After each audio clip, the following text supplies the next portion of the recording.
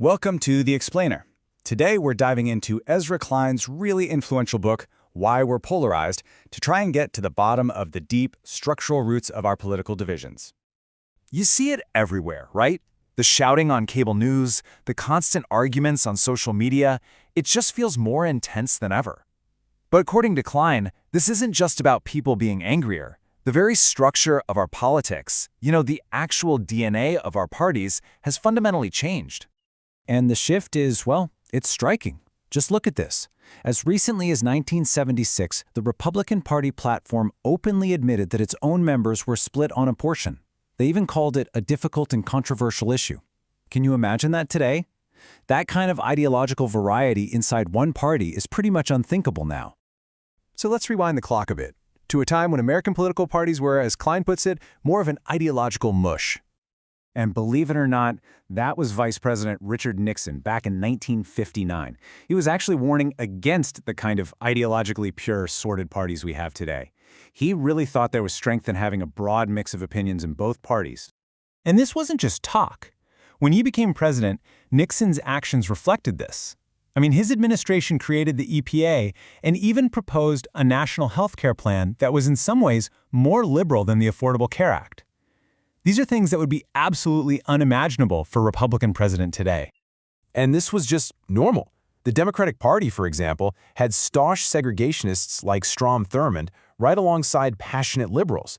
And the Republicans had members who were as liberal as the most left-leaning Democrats. The parties didn't really offer a clear ideological choice. They were just a jumble. So, what happened? What changed? Well, it was a process Klein calls the Great Sorting, where we all started to cluster together and align our identities, our race, our religion, where we live, and our ideology with our party. Back in the day, someone like Rick here was pretty common. His identities were cross-cutting. What does that mean? Well, his union membership might pull him toward the Democrats, but his religion and social views might connect him more to Republicans. This made for a much more flexible and, frankly, a less predictable voter. Now let's contrast that with a more typical voter today. Let's meet Sarah. Her identities are aligned, or you could say stacked.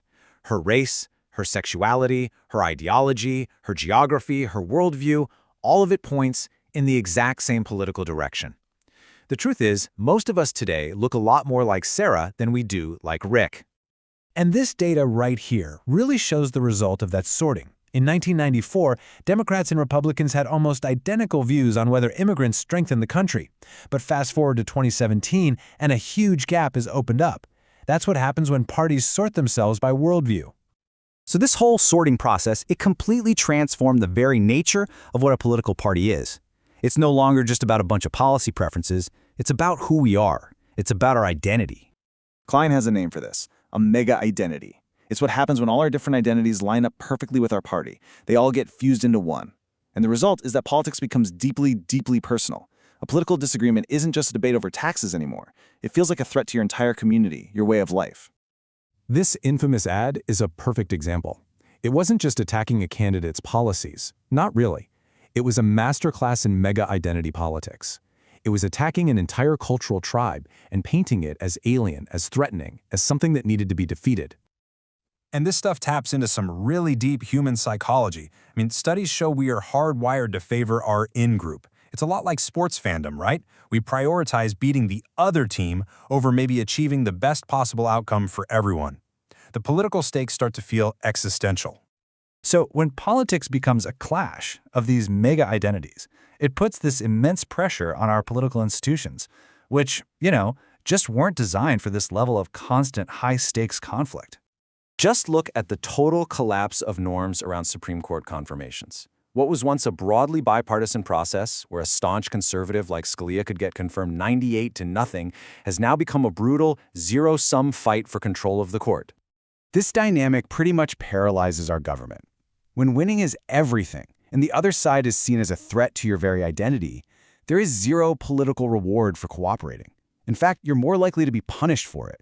So gridlock just becomes the default. So the crucial takeaway in all of this is that our current state of division isn't some accident. It's not a temporary fever that's just going to break on its own. According to Klein, this is the system working exactly as it's now designed. You take our sorted identities, you combine them with a winner-take-all political system that's built for conflict, and what you get, inevitably, is polarization. It's not a bug, it's a feature.